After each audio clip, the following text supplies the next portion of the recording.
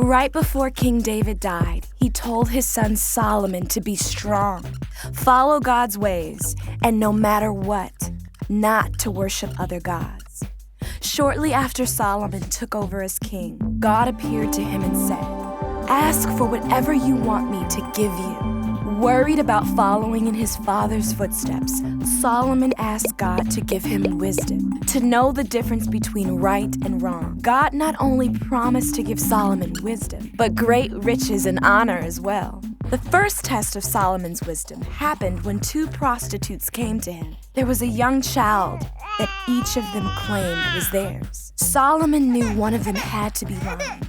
So he asked his servants to bring out a sword and suggested to the women that he cut the boy in two and give each of them half. One of the women was so worried that the boy would be killed that she immediately asked Solomon to give the child to the other woman.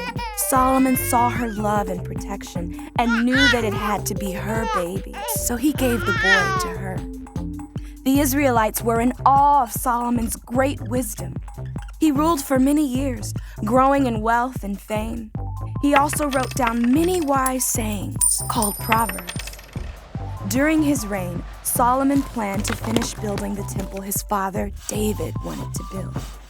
They built a temple that was not incredibly large, but was unbelievably beautiful and detailed.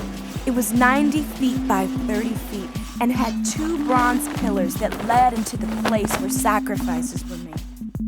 When it was finished, Solomon and the other leaders sacrificed a huge number of animals in worship to God.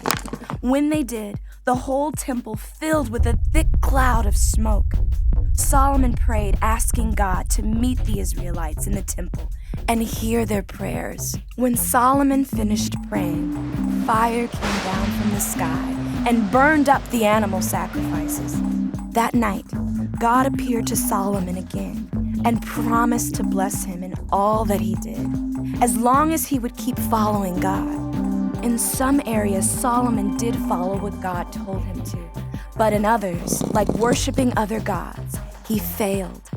Because of this, the kingdom of Israel would be taken from his sons, and they would not enjoy the peaceful, successful reign that he had.